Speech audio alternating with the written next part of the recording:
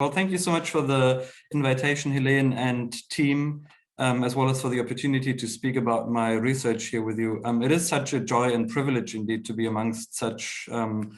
great and brilliant colleagues and friends, many of whom have shaped my own thinking about questions of masculinities in times of crisis leading up, I think, to this book. Now, when the previous speaker said that he never misses an opportunity to briefly plug his book, I must come across as pretty shameless, I think, now by solely focusing my presentation entirely on this book. Although in my defense, I might want to say that this is what I've been sort of invited to do or asked to do. So what I want to do in this talk here today is, talk about my recently published book that focuses on crimes of sexual violence against men in Northern Uganda. So I think it quite naturally builds upon the previous presentation and extends that focus on gender-based violence onto another context, but also onto a specific focus on men as victims of patriarchal gender-based violence in this context. Now, so drawing on research that I've conducted in Northern Uganda over a period of now 6 years now, what the book seeks to do is offer empirically grounded perspectives and to illuminate the often marginalized and only seldom attended to voices, experiences, and viewpoints of male survivors of sexual violence, specifically in Northern Uganda. And in the book, I'm paying attention to at least 3 sort of interrelated areas or facets of survivors' experiences, which refer to on the one hand, the contextual dynamics surrounding these crimes in that particular context. Secondly, the gendered harms and the vulnerabilities, as well as the impact of these crimes on survivors' gendered identities. And then thirdly, the different sorts of ways in which survivors engage with and try to respond to their experiences and their harms by way of exercising agency and advocating for justice. And by paying attention to these 3 interrelated areas,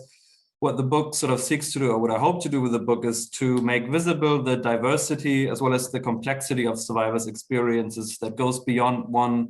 often universalizing and often also essentializing storyline, and to paint a more holistic and I think more detailed picture of sexual violence against men and of survivors' lived reality, which puts survivors' experiences under the microscope and sort of at the forefront of these debates. Now, in this presentation here today, I want to focus on that second aspect that I just mentioned now,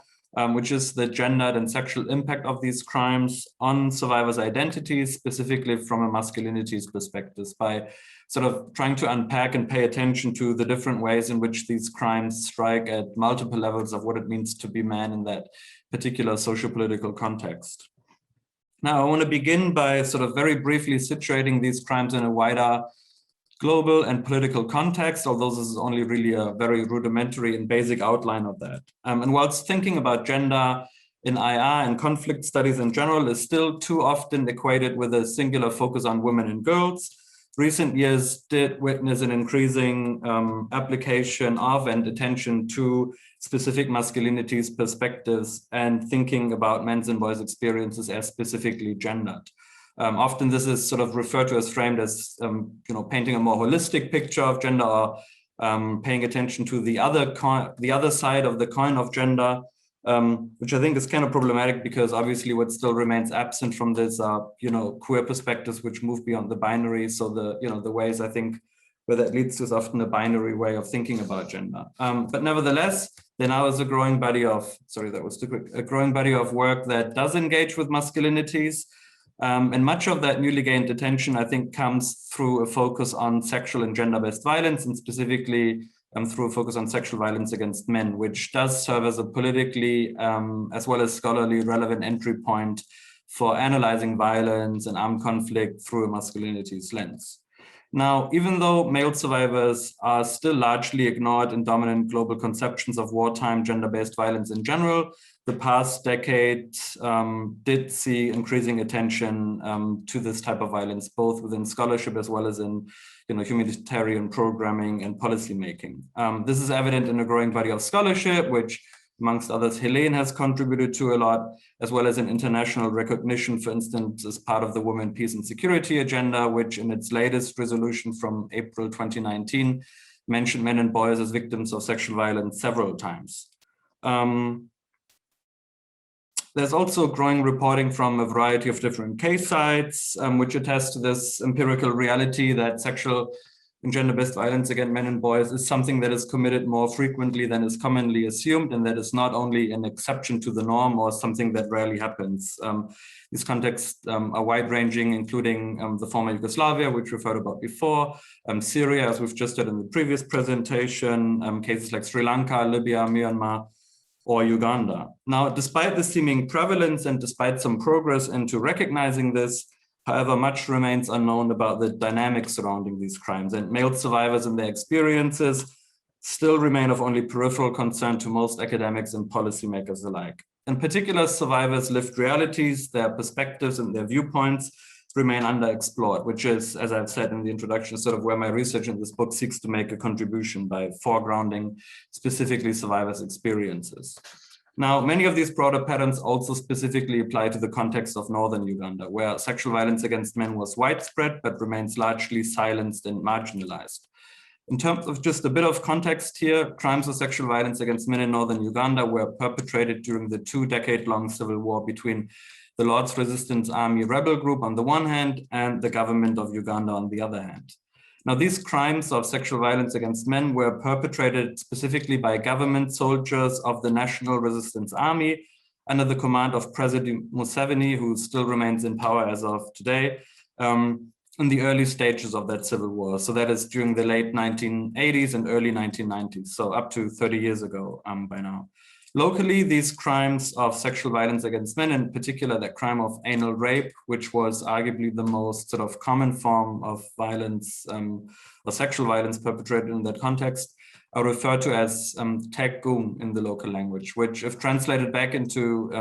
English can be translated as to bend over hard or forcefully, or the way which is hard to bend. And this vocabulary was specifically developed to refer to crimes perpetrated within this context.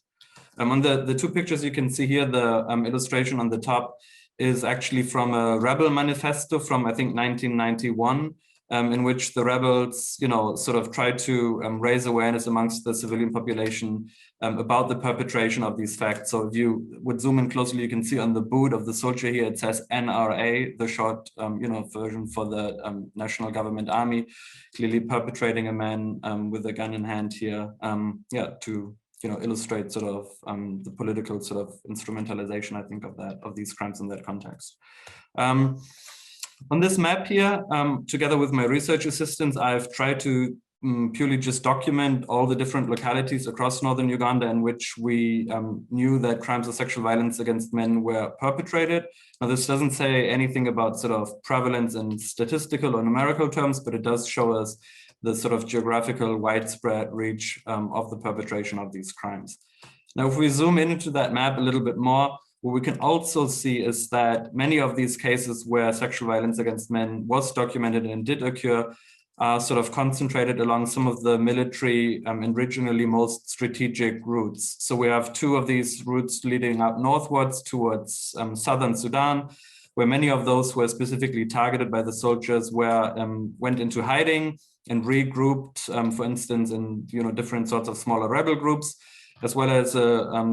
road leading southwards towards a place called Anaka, which at that time and still is a very strong opposition stronghold against the government, which I think gives us some sort of further insights into also the strategic element and the systematic perpetration of these crimes. And indeed, analyzing these patterns at large then shows us that these crimes were indeed perpetrated strategically as part of a wider systematic warfare operation against the civilian population by the state army, which often aimed to punish the civilian population for rebellion or alleged rebel collaboration, as well as a form of retaliation against the civilian population for previous violence committed by soldiers from Northern Uganda in a previous civil war in the years prior to this. Now, many of these dynamics or patterns, of course, then raise the question of why sexual violence as a form of violence and why also specifically against men. And in general, when thinking of explanations for sexual violence, feminist scholarship previously demonstrated the strong gendered workings and dynamics of sexual violence as tools of domination and power through forms of gendered subordination. Now, sexual violence as a chosen form of violence here is particularly powerful because it subordinates along gendered lines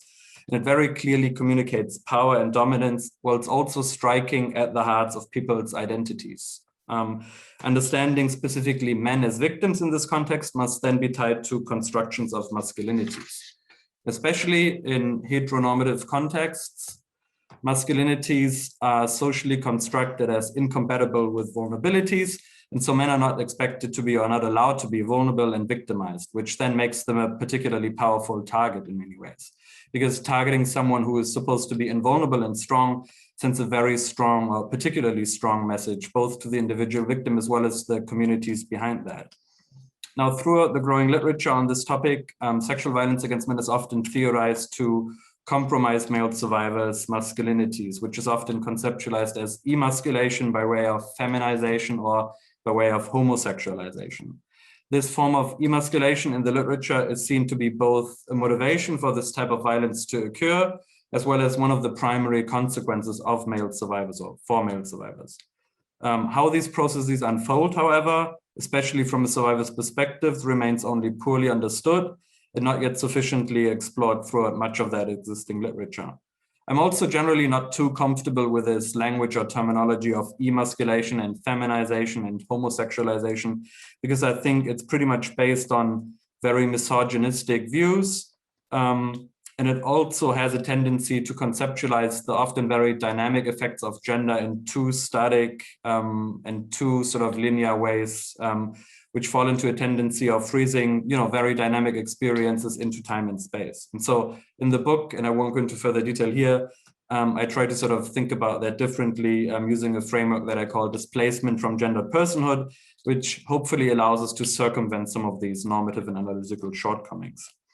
Now, this experience of being impacted in one's gender identity is, of course, highly contextual, and it depends on local gender constructions in the first place. Now, in Uganda's patriarchal and very heteronormative societal context, a form of hegemonic masculinity exists according to which men are expected to be physically strong, financially independent, and sexually active.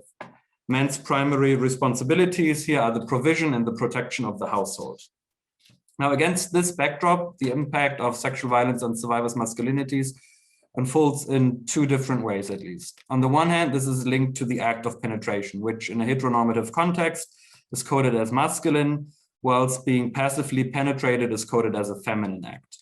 According to these constructions, it is then perceived that if a man is forcefully penetrated, he involuntarily assumes a female sexual role or character and is therefore rendered sort of subordinate in that hierarchical gender order. Acts of penetration thereby clearly subordinate male survivors in a gendered manifestation, and there's a sort of performativity and an exchange of masculinity and power that has taken place, whereby the victim is deprived of this sense of masculinity and the perpetrator is awarded a sense of hypermasculinity. So, there's a transfer between the victim and the perpetrator of that masculinity, which is supposed to be passed on there. Oftentimes in the literature, this is also referred to as homosexualization, which and so it's assumed that rather than assuming that female sort of sexual role or that female identity, the male survivor is perceived as homosexual in that context. And at first glance, I think it may actually seem quite paradoxical, if not even contradictory, that acts of penetration between men are theorized to cast a taint of homosexuality on the victim, but not on the perpetrator. And the question arises of why the perpetrator who actively penetrates is not also, if not even more so, regarded as a homosexual and therefore less of a man, but instead is seen as hypermasculine. And I think here it is important to consider that it's not exclusively gendered bodies, but also gendered acts of penetration that effectively do this work of communicating, transferring, and performing masculinity, power, and dominance. Now, in most of the existing literature on this topic, the analysis stop at this point, centering solely around these acts of penetration and the subordination as a result of that. Now, my research with survivors shows, however, that the gendered effects of sexual violence extend beyond this physical act and are further compounded through a variety of different ripple effects and resulting gendered and sexual harms, which often are much layered than that. And I'm going to sort of end here by briefly sort of going through these 3 steps here. But so on the one hand, sexual violence or sexual violations are often seen as demonstrating survivors' perceived inability to protect themselves, and then by association also to protect their family, which is seen as failing them in their masculine role as a protector. One survivor explained that if you do not have the power to protect either yourself or your wife and children, you're not a real man. Secondly, then, many of the physical injuries in the form of anal, back or waist pain or anal prolapse or ruptures often continues into the present post-conflict period because many survivors were unable to receive any sufficient medical care or assistance. Now, these effects then often render male survivors unable to work and unable to provide for their families, again, failing them in their masculine duty as a provider. As one survivor explained, I have many scars and injuries that I got as a result of the rape, and this has weakened me and it cannot enable me to do any hard labor. As a result, I'm not performing as a real man. The third aspect of that refers to the physiological consequences, which often mean that survivors are unable to achieve or maintain an erection and have no or very limited interest in or desire for sex. For instance, one survivor attested that I cannot have sex with my wife anymore as a result of the violation. Chris Dolan, Jelka Edström and colleagues similarly confirmed that the almost universal numbing of their capacity of sexual arousal constitutes one of the most prevalent physiological consequences of male rape. And again, these consequences impact upon survivors' masculinities in different ways. Being sexually active is a fundamental aspect of masculinity in this context, and being unable to fulfill this translates into a perceived inability of being a real man. Now, at the same time, this also has implications for survivors' abilities to procreate and to father any more children, which again is seen as another central marker of manhood in that context. And in combination, I think what this shows us is that these layered gendered harms do strike at multiple levels of what it means to be a man in the hegemonic sense in this context here, and therefore contribute towards that process of displacing survivors from their gendered identities. Now, Helene, how much time should I wrap this up here, or how much time would you still give me? Yeah,